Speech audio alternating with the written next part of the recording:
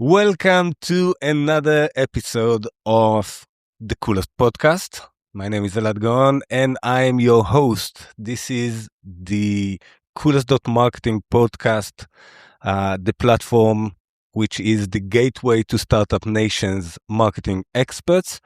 And today I'm super excited to interview Kobi Levi. Hey, Kobi. Hi, Elad.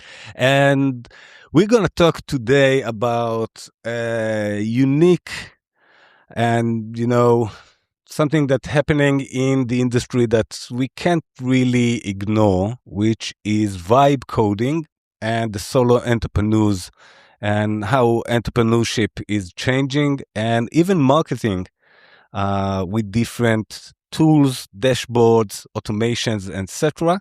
So before we dive into this awesome subject, please, Kobi, introduce yourself and we'll dive from there. Well, hello, everyone. My name is Kobi Levi, and I'm a product builder with a lot of experience in code development and product management. And in the last year and a half, I've been helping entrepreneurs, and I am actually an entrepreneur myself. And I'm helping entrepreneurs with their first steps in the world of entrepreneurship. Super cool. Okay, so something crazy is happening. Like the CTO used to be like the person that everybody's searching for. The technology part of entrepreneurship was the hardest. And it seems that the speed uh, is crazy. The amount of time that it takes to create the MVP, to have different changes and fixing bugs. And before we'll dive into the workshop that you're working on for the Coolest platform, let me just ask you, what has changed? What is it that you look at entrepreneurship these days after so much time in product and development? What has changed with entrepreneurship in this vibe coding era? Well, we're facing a paradigm shift. This is what I see. And I think the speed is overwhelming the entrepreneurs. That every entrepreneur now has like a superpower in his hands. 2 years ago, you need to have a CTO. You had to have a CTO in order to progress even one step. But today you can run 10 steps in a day, and it's overwhelming. And I think we're now the entrepreneurs are now learning how to properly use this force, because at the beginning every entrepreneur thinks, well, if I can develop it, why not developing it from day one? But I think more and more entrepreneurs reach to the point that they kind of lose track on their product, and the product gets to a point that it's too complicated for the tools that entrepreneurs use. And I think this is the paradigm shift. This is where the problem shifted. Instead of where do I get someone to develop it, you get to the point that it's too complicated and my tools don't allow me to progress to the point that I want to be. Awesome. So it seems there's new blood in the industry of entrepreneurs. And, at Coolest.Marketing, we're trying to empower entrepreneurs and marketeers and present them with different tools and methods. And I would like to, ask you for the biggest tip that you can give an entrepreneur or even a marketeer that is embedding this technology and start playing with it. So if I have an idea, and I've talked with a few of the clients, the potential clients, and I'm sitting in front of Claude, which we'll talk later about how addictive it is. There's just one more feature to do before I'm going to the toilet or something. What is the biggest tip um, before I'm starting to develop my code? Yeah. So the biggest tip is don't start right away. Don't start coding.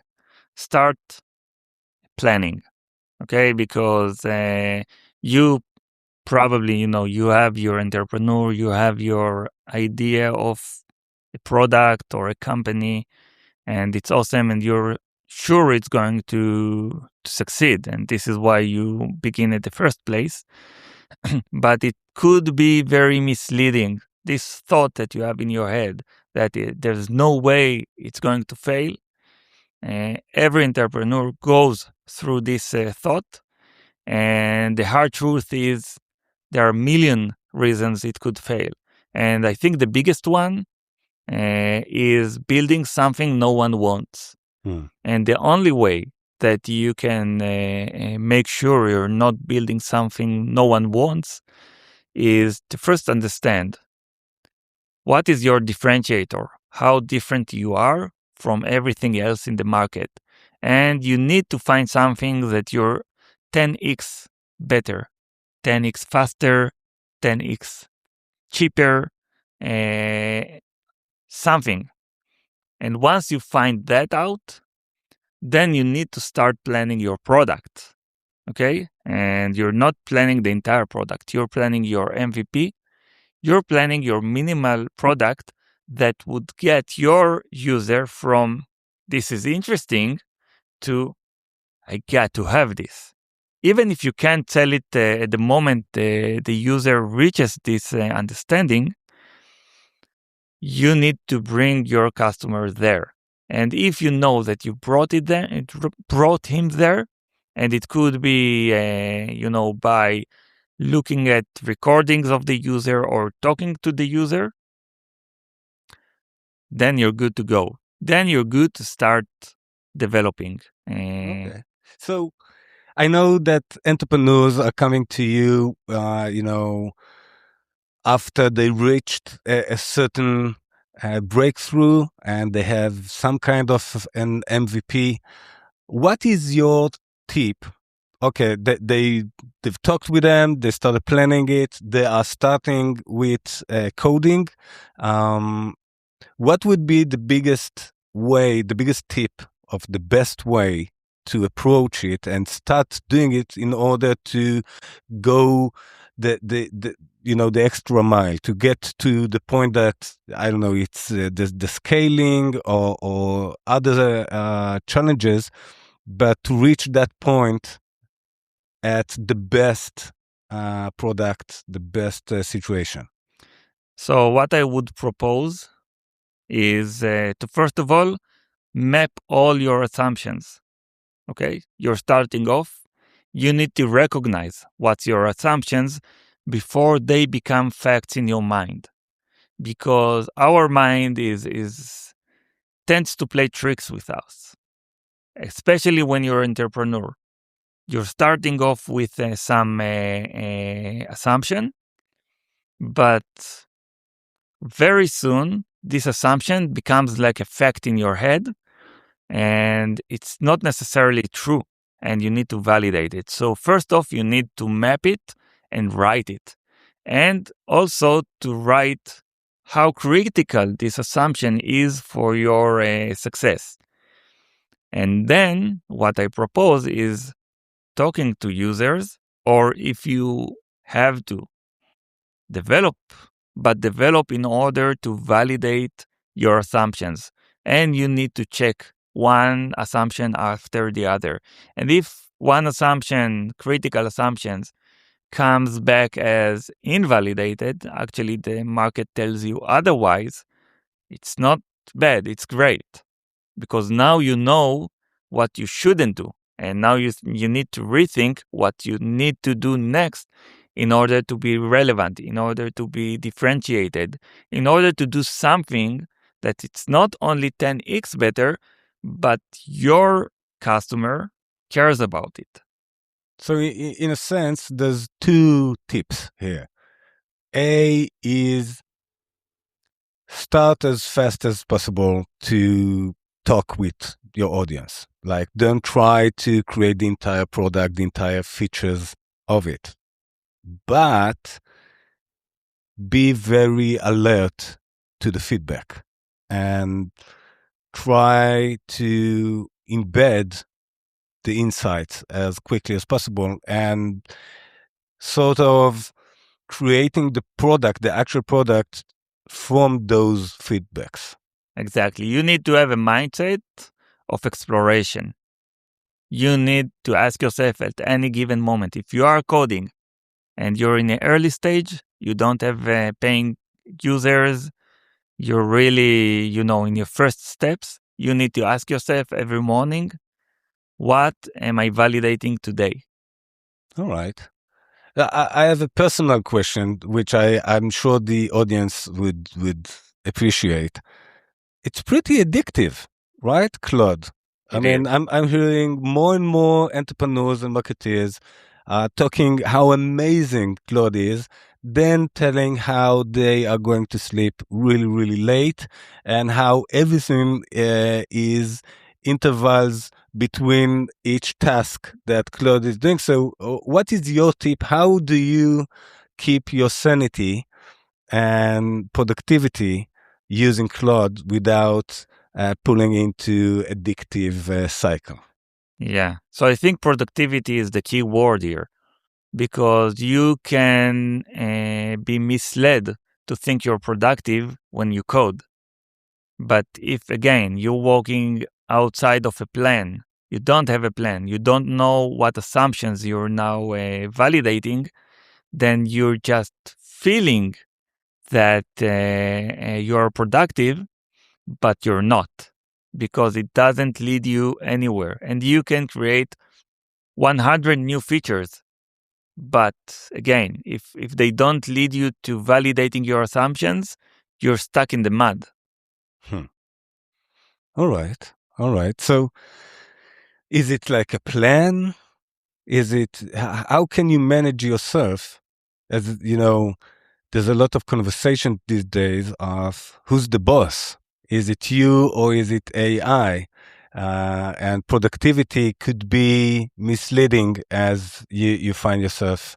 It is your human mind eventually that is the most important. So, are you working in like working hours? Are you keeping yourself in short intervals?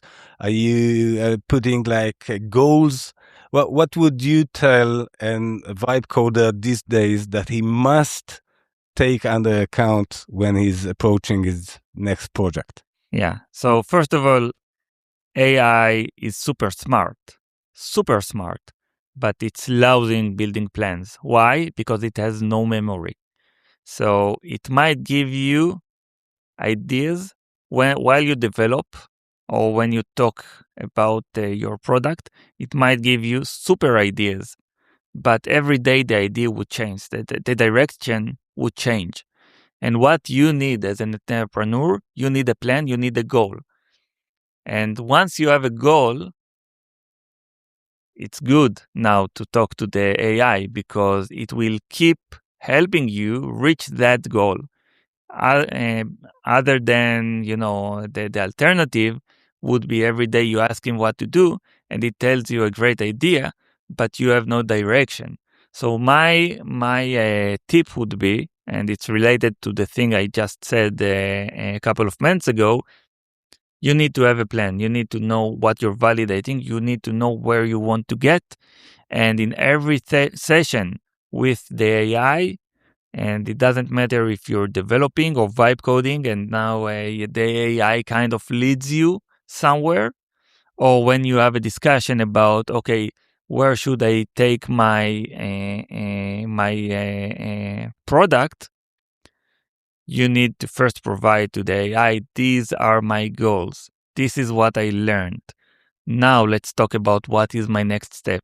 So you need to keep the framing. Cool. So I'm inviting our audience to your coolest expert profile, where there would be a link to LeanSpot, where entrepreneurs can approach you.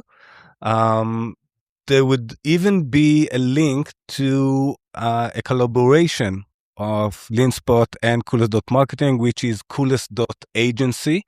That's a platform that allows you to create quickly with high quality content of blog articles and social posts with a sophisticated content Gantt for the entire month. So you should check that out. And there's a free plan for trying and seeing that content.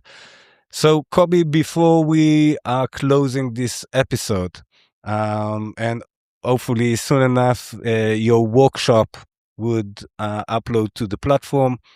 What is the biggest tip right now that you can give in the specification, in, how can they approach, or anything that you want to tell entrepreneurs and marketeers before we close? Yeah. So my biggest tip would be, although it's very tempting to start writing code in day one, don't do that. Plan, know what you want to achieve, understand how to get your user from I just got into your website into I need to have this product, and this is like a journey, okay? And you need to plan this journey step by step, because as we see, and you will face it if you don't face it when you're planning, you will face it after you develop and start measuring. You will see drop-offs. When the journey is bad, users, they don't give you a second chance, and they will give you a couple of seconds of chance. So you need to be very, very clear what is this process and how you get the user from step one to the step he says, I got to have this. Super cool. Okay, so check out the workshop of Kobi. It would soon enough gonna be on the Coolest.Marketing platform, and it would take you step by step in the planning process and specification and the early stage of starting to create your MVP. Thank you very much, Kobi. Thank you, Elad. Thank you.